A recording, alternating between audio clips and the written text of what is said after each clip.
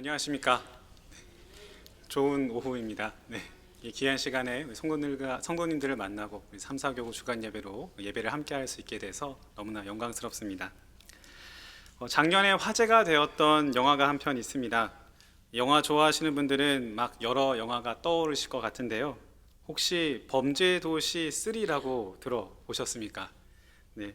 2023년에 첫 번째 천만 관객 영화이자 2023년 한국 박스오피스 2위에 빛나는 아주 흥행이 성공한 영화입니다.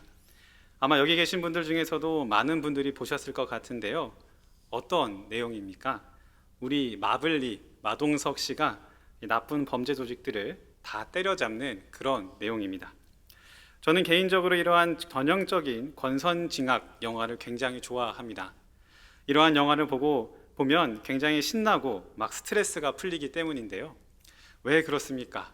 이 악당이 평소에는 함부로 건드릴 수 없는 그 절대적인 힘과 권력을 가진 그 슈퍼 울트라 나쁜 놈이 악당보다 더 센 착한 놈에게 예를 들어서 범죄 조시에선 이 마동석에게 그 주먹 한 방에 나가 떨어져 버리는 것이 이 마음속에서 무언가 모를 통쾌함을 주기 때문입니다. 그 우람한 팔뚝에 이 나쁜 놈들이 다 나가 떨어지는 것을 보면 이 꽉 막혔던 것이 한 번에 내려가는 그런 속 시원함이 있습니다. 그렇지 않으십니까? 네. 그리고 오늘 본문을 읽어가다 보면 이 범죄도시 3의 이야기와 비슷한 느낌, 아주 시원하고 통쾌한 느낌을 받게 됩니다. 예수님께서는 이 땅에 오셔서 공생애를 시작하십니다. 첫 번째 사역으로는 자신과 함께할 제자들을 부르셨습니다. 그렇게 제자들을 불러 모으신 예수님께서는 각 성과 마을을 두루 다니시면서 하나님 나라에 대해서 가르치시기도 하시고 복음을 전하기도 하시며 열심히 자신에게 주어진 시간을 살아가셨습니다. 그러던 어느 날 이 예수님은 거라사라는 지역으로 배를 타고 제자들을 이끌고 건너가십니다. 그리고 배에서 내리자마자 아주 특별한 사람 한 명을 만납니다. 우리 함께 본문 27절 말씀, 오늘 27절 말씀을 함께 읽어봤으면 좋겠습니다. 예수께서 육지에 내리심에 그 도시 사람으로서 귀신 들린 자 하나가 예수를 만나니 그 사람은 오래 옷을 입지 아니하며 집에 거하지도 아니하고 무덤 사이에 거하는 자라. 어떤 사람입니까? 이 예수님께서 귀신 들린 사람 한 명을 만나십니다. 그런데 그 사람의 상태가 심상치 않습니다. 어떻다고 나와 있습니까? 이 오랫동안 옷을 입지 않은 채 집에서 살고 있지 않고 무덤에서 지내고 있었다고 합니다. 여러분 한번 상상해 보시기 바랍니다. 이 사람이 옷을 입지 않고 있습니다. 일단 이 사람이 정말로 이 제정신이 아니구나 하는 것을 명확하게 알 수 있는 부분이죠. 만약에 우리가 길을 가다가 옷을 홀딱 벗고 있는 사람을 만나면 어떻게 해야겠습니까? 이 먼저는 그 사람의 몸을 가릴 수 있도록 도와주어야겠지요. 그 다음엔 아마 경찰이나 관련 기관에 신고하여서 도움을 받을 수 있게 안내해 주어야 할 것입니다. 이 정상적인 사람이라면 최소함의 부끄러움을 알 텐데, 그러니 옷이라는 것이 이 사람이 사람인지 동물인지 구분할 수 있는 정말 최후의 보루와 같은 것인데, 이것을 홀딱 벗고 있다니까 이 사람이 정말 심각한 상황이구나 라는 것을 알 수 있는 것입니다. 더군다나 어디에서 지낸다고 합니까? 무덤에서 지낸다고 합니다. 그러니 무덤에서 먹고 자는 것이죠. 여러분, 이 공동묘지에서 혹시 주무실 수 있으시겠습니까? 저는 확실히 못 잡니다. 무섭습니다. 물론 귀신이 나타나면 예수 그리스도의 이름으로 물리칠 수는 있겠지요. 그런데 그래도 무서운 게 사실이지 않습니까? 굳이 찾아서 그곳에서 자지는 않을 것 같습니다. 그런데 이 사람 여기에서 멈추지 않습니다.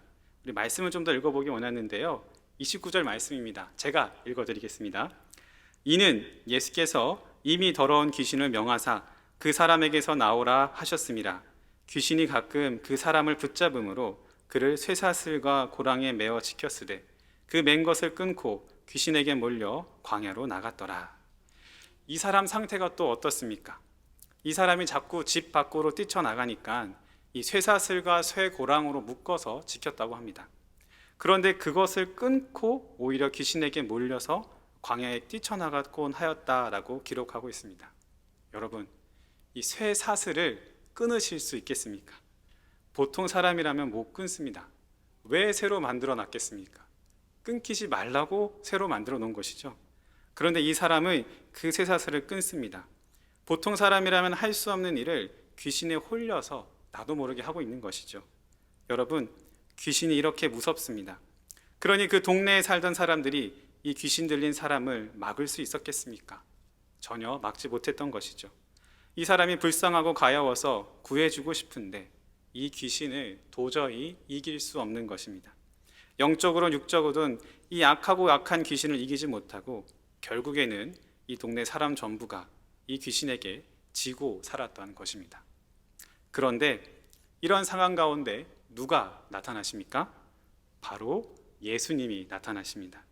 그리고 이렇게 예수님이 나타나자마자 이 귀신 들린 사람에게 어떠한 반응이 생깁니다. 28절 말씀인데요. 제가 읽어드리겠습니다.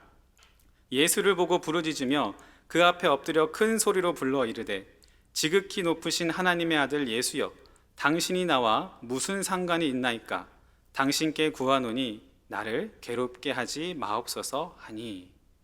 이 귀신 들린 사람이 어떻게 반응합니까? 그 귀신 들린 사람이 이 지금까지 정말 당당하게 살아왔던 귀신이 예수님 앞에서 아무것도 못하고 엎드려서 벌벌 떨면서 이야기하는 것입니다. 예수님, 하나님의 아들이신 예수님, 제발 나를 괴롭게 하지 마십시오. 그 어떤 두려움도 없이 그 막대한 힘을 휘두르며 그 마을을 지배했던 그 귀신이 예수님 앞에 완전히 굴복하고 있는 것입니다. 우리 30절과 31절도 제가 더 읽어드리겠습니다. 예수께서 내 이름이 무엇이냐 물으신즉 이르되 군대라 하니 이는 많은 귀신이 들었습니다. 무저갱으로 들어가라 하지 마시기를 간구하더니. 그리고 이렇게 귀신이 예수님 앞에 완전히 굴복하자 예수님이 아주 여유롭게 이 귀신에게 이름을 물으시는 것이죠. 내 이름이 무엇이냐? 그러자 귀신이 대답합니다. 군대입니다. 여기서 우리는 이 귀신이 그렇게 강했던 이유를 찾을 수 있습니다. 단순한 귀신이 아니었던 것이죠. 군대 귀신이었습니다. 영어로는 레기온이라고 번역되어 있습니다. 군단이라는 의미입니다. 그 군대를 이루는 수많은 부대가 모였던 것처럼 수많은 귀신들이 모여서 똘똘 뭉쳐 그 한 사람 안에 들어 있었던 것이죠. 무당이 신내림을 받을 때 귀신 하나만 잘 받아도 그 날카로운 작두 위에서 춤을 출 수 있습니다. 그런데 그 수많은 귀신이 한 사람 안에 모여 있으니 얼마나 큰 힘을 발휘했겠습니까? 그러나 그러한 귀신들의 모임이라 하더라도 지금 어떻습니까? 예수님 앞에서는 아무런 힘을 못 쓰고 있는 것입니다. 그저 덜덜 떨면서 자신들을 지옥에 그 무저갱에 보내지 말아달라고 예수님에게 간청할 뿐입니다. 여러분, 이 모습을 통해 우리는 무엇을 알 수 있습니까? 이 악한 영은, 사탄 마귀는 아무리 그 숫자가 많고 힘이 세다고 하더라도 누구 앞에서? 예수님 앞에서, 예수 그리스도의 그 이름 앞에서는 그 어떠한 힘도 권세도 펼칠 수 없다는 것입니다. 오히려 귀신이라 하는 그 초자연적인 힘을 가진 존재들이 더욱 분명히 알고 반응하고 있는 것이죠. 예수님께서는 자신을 심판하실 수 있는 힘과 능력을 가지신 분이라는 것을, 그래서 예수님 앞에는 바짝 엎드릴 수밖에 없다는 것을 분명히 알고 있는 것입니다.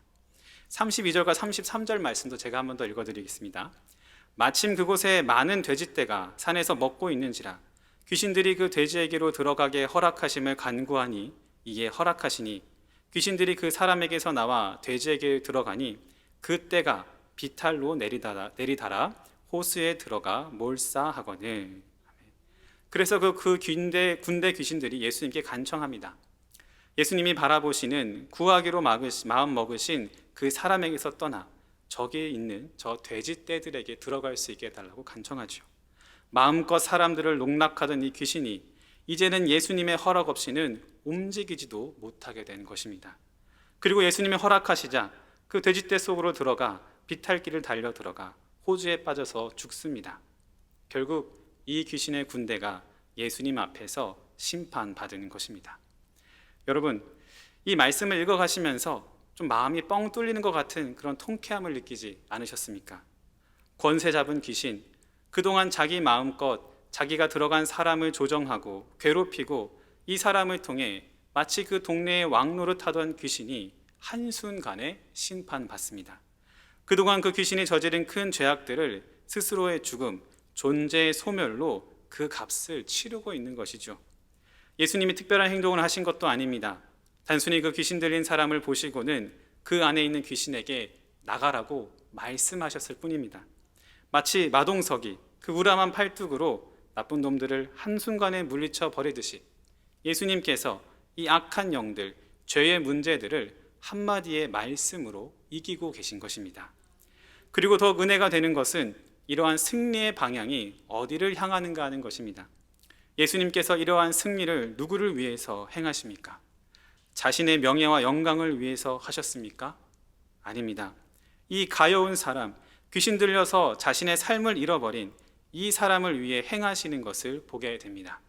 제가 29절 말씀 한 번 더 읽어드리도록 하겠습니다.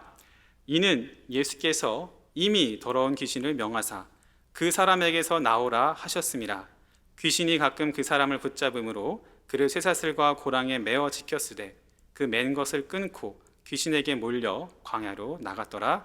아멘. 여러분, 이 오늘 함께 살펴본 예수님의 모습을 생각해 볼 때 혹시 이 29절 말씀에서 유독 눈에 띄는 단어 하나를 발견하지 않으셨습니까? 여러분들은 어떤 단어가 눈에 들어오셨습니까? 저는 이 말씀을 묵상하면서 이미라는 단어가 참 의미심장하게 다가왔습니다. 이미, 이 영어로는 already라는 단어입니다. 이 이미의 뜻을 사전에서 찾아보면 부사로서 다 끝나거나 지난 일을 이를 때 쓰는 말이라고 합니다. 비슷한 단어로는 벌써, 앞서 등의 단어가 있다고 하는데요. 쉽게 이야기하면 미리 해서 지나간 일을 이야기하는 단어가 이 이미라는 단어입니다. 그런데 29절 말씀에 보면 예수님께서 이미 그 귀신에게 그 사람에게서 나가라고 말씀하셨다고 기록하고 있습니다. 그러니 지금 사건이 어떻게 진행되고 있는 것입니까? 예수님께서 배에서 내리자마자 귀신 들린 사람을 만났고 그 귀신 들린 사람을 만나자마자 뭐 이름 묻고 상태 묻고 이런 거 저런 거 하지 않으시고 곧바로 너 귀신 나가라 라고 이렇게 말씀을 마치신 상황인 것입니다. 성경에는 그래서 예수님이 우연히 이 귀신 들린 사람을 만난 것처럼 묘사하고 있지만 이러한 정황들을 놓고 보면 어떻습니까? 예수님께서는 이 사람을 구하기 위해 배를 타고 거라사 지방으로 일부러 찾아오셨다는 것을 알 수 있는 것입니다. 여러분, 예수님의 공생애는 3년이라는 짧은 시간입니다. 결코 긴 시간이 아니지요. 그러니 효율을 놓고 보면 이 한 사람을 만나러 오는 것보다 사람들이 많이 몰려있는 공회나 도시로 찾아가시는 것이 더 효율적으로 보입니다.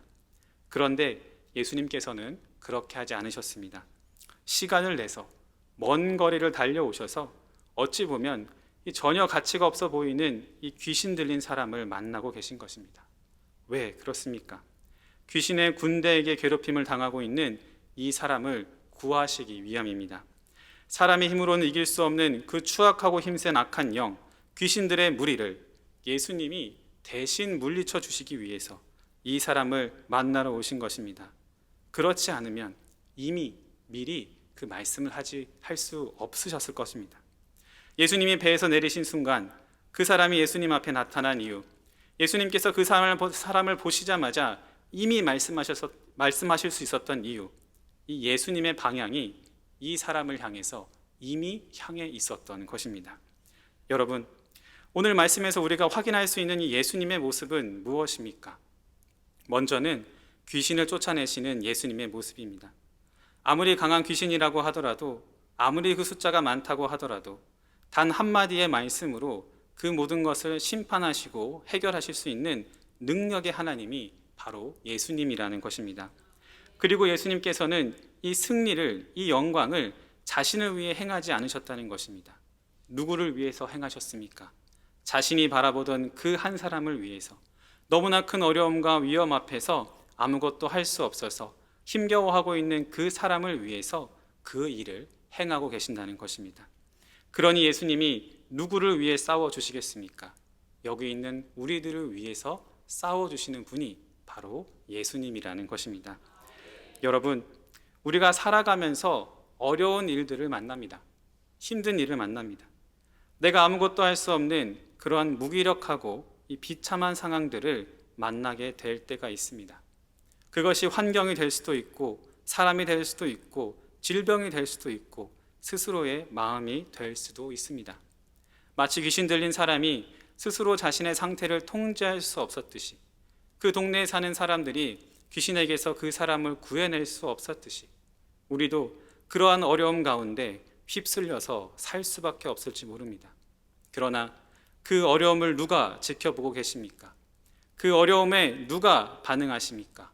하나님의 아들 예수 그리스도, 그분이 우리에게 다가오신다는 것입니다. 그리고 우리를 대신해서 이미 미리 싸워주시고 우리에게 승리를 가져다 주십니다. 사랑하는 동신의 교우 여러분, 우리 예수님께서는 이 땅에 있는 우리들을 위해서 무한에서 유한으로 하나님에서 인간의 몸이 되시는 그 길을, 그 먼 길을 마다하지 않고 달려와 주셨습니다. 그리고 우리들을 위해서 이미 십자가 위에서 희생하심으로 죄로 인한 죽음과 공포와 두려움에서 승리를 거두어 주셨습니다. 그리고 당당히 죽음에서 부활하셔서 죽음을 심판하실 능력이 있다는 것을, 우리에게 새로운 생명을 주실 능력이 있다는 것을 또한 우리에게 보여주셨습니다.